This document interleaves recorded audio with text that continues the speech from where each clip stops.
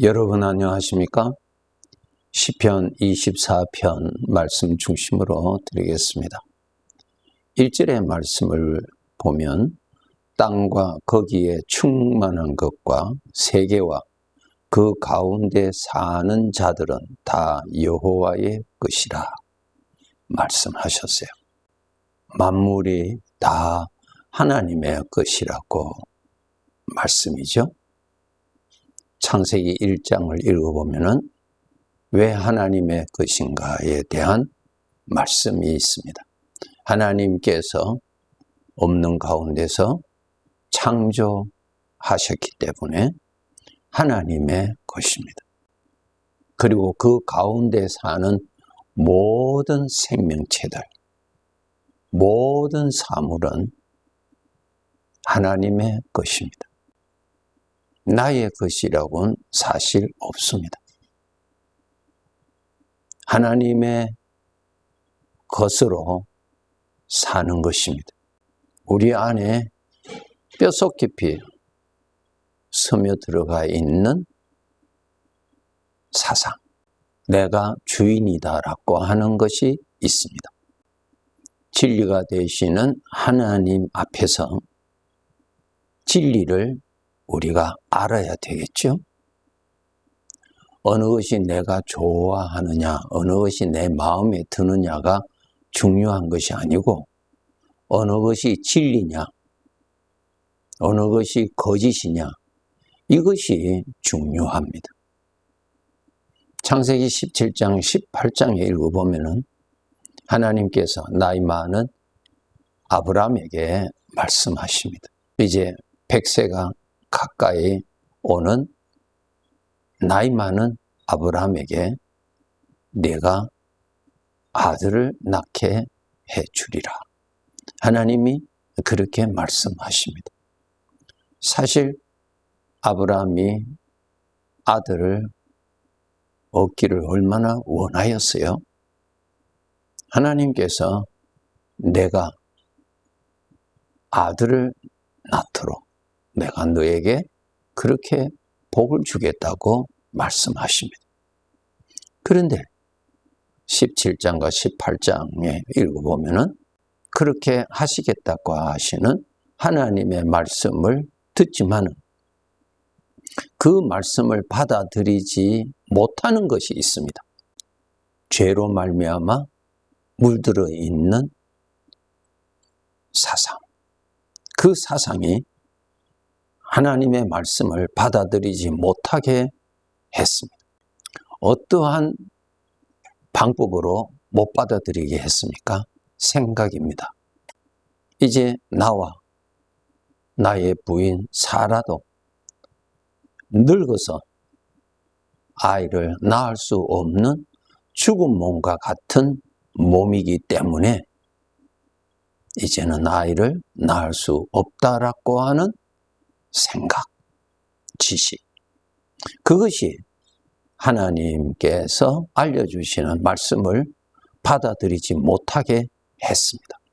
이것이 오늘날 우리들에게도 같은 현상으로 나타납니다.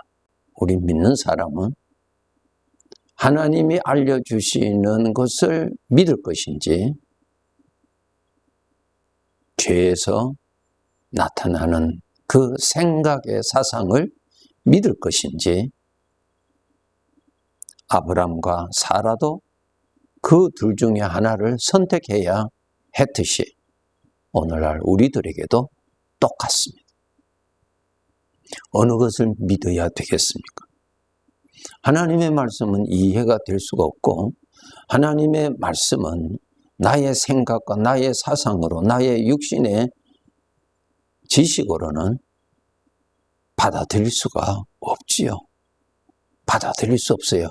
그런데 여러분이 그것이 이해가 되느냐 안 되느냐가 아니고 누구의 말씀이냐라고 하는 것을 가지고 여러분이 선택을 하셔야 돼요. 전능하신 하나님께서 하신 말씀이라면 받아들여야 되고, 아무리 내가 볼 때 합당하고 그렇다고 확신이 주어진다 하더라도 육신에서 온, 죄의 성품에서 온 것이라면 거절해야 합니다. 이러한 것이 쉽지 않습니다. 아브라함은 하나님의 음성을 친히 듣고 정말 하나님을 가까이 섬긴 자였지만은 여전히 자기 속에 죄의 성품에서 나오는 판단과 상식이 하나님의 말씀을 받아들이지 못하게 해버렸잖아요. 오늘날 우리들에게도 그러한 것입니다. 그럼 어떻게 해야 되는가? 하나님의 말씀대로 생각하는 훈련을 하셔야 돼요. 우리가 하나님의 말씀을 들을 때 아멘, 예, 다 아멘이죠. 하나님의 말씀이니까. 그런데 실제 삶에서는 하나님의 말씀을 그대로 믿어야 되는데 여전히 아브라함과 사라 속에서 나타났던 육신의 생각이 나에게도 그대로 일어나거든요. 그것을 우리는 믿어버리고 그것을 따라가고 입으로는 하나님의 말씀에 아멘 하면서 내 마음은 하나님의 것을 받아들이지 못하고 육신에서 오는 것을 받아들이게 되는 그러한 우리 신앙의 상태를 우리는 너무나 잘 알고 있습니다. 하나님의 말씀을 자꾸 들어야 돼요. 이사야서 43장 1절에 보시면은 야곱아 너를 창조하신 여호와께서 지금 말씀하시느니라. 이스라엘아 너를 지으신 이가 말씀하시느니라. 너는 두려워하지 말라. 내가 너를 구속하였고 내가 너를 지명하여 불렀나니 너는 내 것이라 말씀하셨어요. 여호와께서 말씀하시느니라. 그것이 핵심입니다. 하나님의 말씀이니까 믿어야죠. 왜? 유일한 진리니까. 진리는 하나님밖에 없어요. 하나님만이 생명이세요. 시편의 제목이 무엇입니까? 하나님이 나의 복이다라고 하는 것입니다. 우리가 평생 믿고 따르고 나누고 품고 살았던 육신에서 오는 그러한 사상에서 우리는 벗어나서 진리의 진리를 믿어야 되는 그러한 하나님의 자녀가 됐습니다. 훈련을 해야죠. 하나님의 말씀을 두고 말씀대로 생각하는 훈련을 해야 합니다. 사사기의 특징이 자기 자신이 판단해서 살았다. 자기 좋아하는 대로 살았다. 자기가 옳다고 하는 대로 살았다. 하나님을 따라가는 것이 없었죠. 자기 중심으로 살았죠. 하나님이 주인이신데 자기가 주인으로 살았다. 이것이 사사기의 특징이요. 죄 가운데 사는 사람의 사상이라고 하는 것입니다. 두 번째로 우리가 알아야 될 것이 그러면 어떻게 살아야 되는가 하는 것입니다. 주인의 것이니까 주인 중심으로 살아야죠. 모든 것이 주인의 것이니까 주인을 중심으로 해서 판단해야 되겠죠. 주인이 좋아하시는 것을 따라서 판단해야 되겠죠. 주인의 마음에 맞도록 사용해야 되겠죠. 이것이 주인의 것으로 잘 사용하는 사람입니다. 그래서 우리 믿는 사람이 알아야 될 것이 하나님 앞에 가서 내가 잘 살았다고 하는 그 판단을 우리가 받을 것인데 그 판단의 중심이 무엇인가? 주인을 기쁘게 하는 삶을 살았다. 그 중심으로 나의 삶을 평가하신다고 말씀하셨습니다. 우리 다 구원받았고 주님을 믿는 믿음의 사람이지만은 내 중심으로 판단하고 살아가기가 너무나 쉽지요. 늘 하나님의 것이기 때문에 하나님 보시기에 좋도록, 하나님 들으시기에 말 잘하도록, 하나님의 것이니까 악하게 쓰지 않도록, 하나님을 내가 이렇게 살면 하나님이 좋아하시겠다고 하는 그 중심으로 우리는 판단하고 살아야 합니다. 마태복음 25장 14절에서 19절까지 보면은 예수님의 비유가 있습니다. 어떤 주인이 타국으로 갈 때 그 종들을 불러서 자기 소유를 맡겼습니다. 맡기면서 내가 돌아올 때까지 장사하라고 하고 떠났습니다. 어떤 사람은 금 5달란트, 2달란트, 1달란트 각각 그렇게 주인이 맡기고 갔습니다. 그럼 그 사람은 그 돈은 주인의 것이죠. 자기 자신도 그 주인의 종이기 때문에 자기 자신도 주인의 것이죠. 다 주인의 것입니다. 주인은 그것을 맡기면서 무엇하라고 그러셨어요? 장사하라고 그랬어요. 장사를 해서 거기에서 나오는 이익은 다 누구 것이 됩니까? 주인의 것이 되는 것이죠. 그러니까 주인을 위해서 충성히 살아라고 하는 것입니다. 세월이 지난 후에 주인이 돌아왔습니다. 종들을 다 불렀습니다. 주인이 맡긴 그 돈을 가지고 얼마나 장사를 했는가를 결산을 합니다. 5달란트를 받은 종은 부지런히 장사해서 10달란트를 가지고 왔습니다. 다 주인에게 다 바치는 것이죠. 주인을 위해서 장사한 것이죠. 자신을 위해서 장사한 것 아니죠. 주인이 아주 기뻐했습니다. 2달란트 받은 종도 열심히 일을 해서 4달란트를 가지고 왔습니다. 주인이 그것을 다 받고 아주 기뻐했습니다. 1달란트 받은 종이 왔는데 그 종은 주인이 맡겼던 그 돈 그대로만 가지고 왔어요.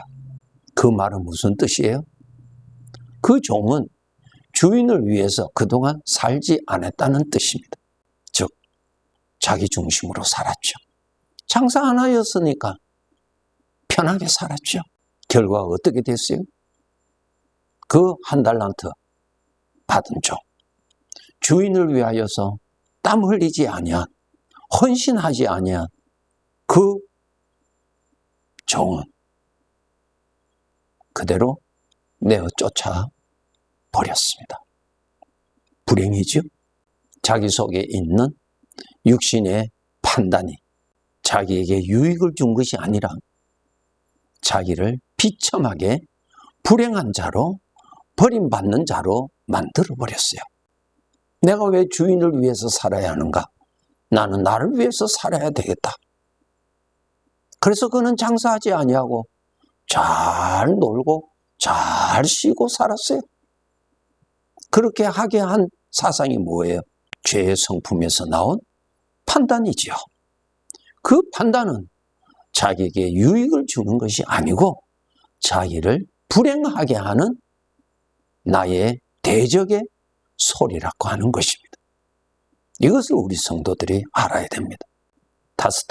10달란트를 가져온 종, 주인이 그것을 다 그 종에게 다 주었어요.